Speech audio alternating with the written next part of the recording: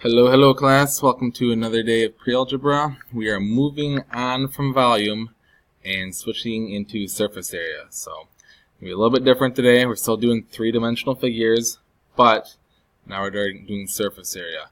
And the surface area we're worried about, the area that's on the surface. The volume is the space inside, how many cubes can fit in there. The surface area is what it would take to cover the surface of our figure. Alright, so again, we're back to area. So now our label is going back to squared, square inches, square feet, because it's area. Volume is cubed. So surface area today, your label should be squared. So pause it quick, write down the highlighted words for the lateral faces, lateral area, and surface area. Biggest thing when we're talking about lateral faces, the lateral faces are the faces that are not the bases. Kind of rhymes. They are the faces that are not the bases. Alright, so if you have a triangular prism down here like this, the lateral faces are the three rectangles that join the triangles, because the triangles are the base. Alright, the lateral area is the area of the lateral faces. So you're going to find the area of each one of these rectangles that connects the bases, whether it's a rectangular prism or a triangular prism. Okay, here these are called nets. Okay, just unfolded the figure so you can kind of see. You can do this for almost every problem and just find the area of each individual shape and add them all up. Kind of like a composite figure where you have a bunch of things combined. But we're going to show you today hopefully some shorter ways to do it where you don't have to unfold it necessarily, and hopefully it's quicker. If the way I show you today does not make sense, it's not easy for you, it's actually easier to do this, which is fine, do it this way. Get the correct answer. Alright, but I'm going to show you hopefully a quicker way that you don't have to unfold it and it kind of does it all. Well, maybe a little quicker is all I'm going for. So down here we got lateral area of prisms and surface area of prisms. Let's first start off actually with surface area of prisms. Okay.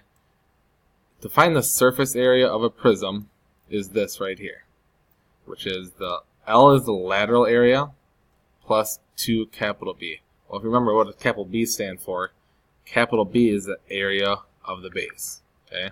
Why is there 2 of them? Well, every prism has 2 bases. Triangular prism, there's 2 triangles. Rectangular prism, there's 2 rectangles. So it's always 2 area bases plus L. What is L? L is our lateral area. Our lateral area we find by doing this right here. Okay. L equals P times H. P is the perimeter. H is the height. Alright? P is the perimeter, H is the height. So, all I have to do is find my lateral area, find the area of my base and double it, and I'm going to add them together. Okay? So, it's a lot of steps. It's not the easiest thing to do, but we just got to keep track of it, stay organized, and we can handle this. Let's do some examples. Alright, first example is a rectangular prism. Okay?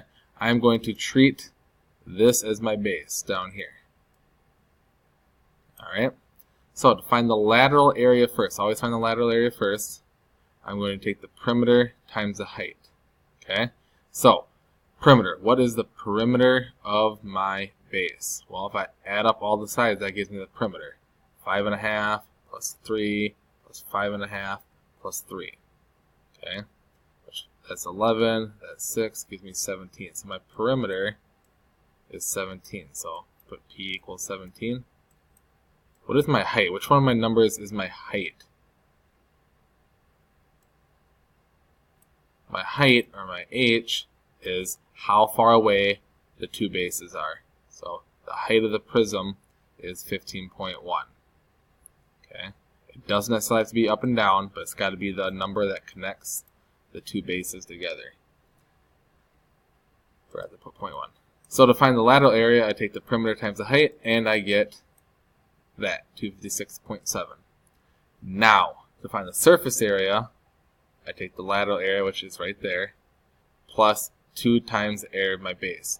Well, how to find the area of my base? The area of base is going to be my 2 sides multiplied together down there, so 3 times 5.5. Okay, and when I do 3 times 5.5, I get 16.5. And if I double it for my 2b, that's going to be 33.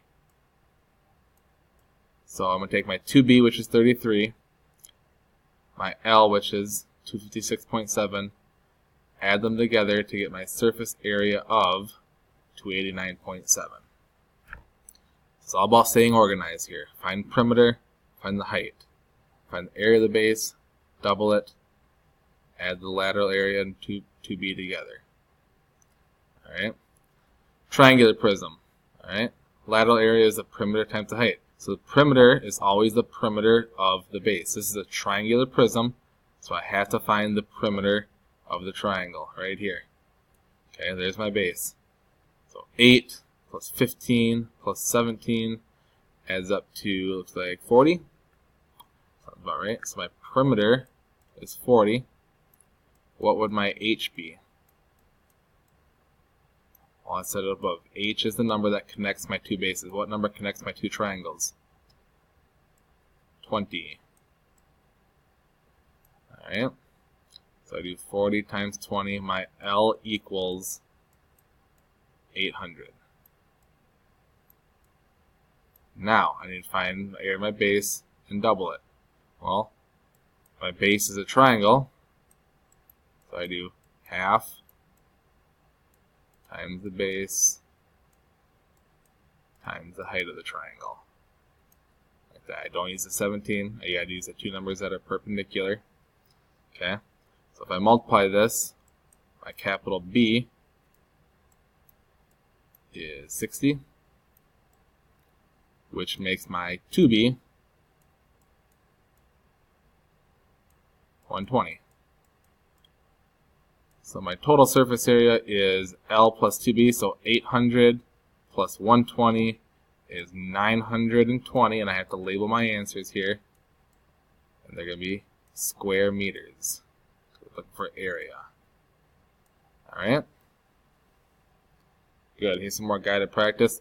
What I want you to do on this page, in order to get your worksheet today, you have to do these two problems. If you don't remember how to do them, go back, look at my example, rewind, look how I find the perimeter, the height, area of the base, doubled it, add them together. Here's a triangle example.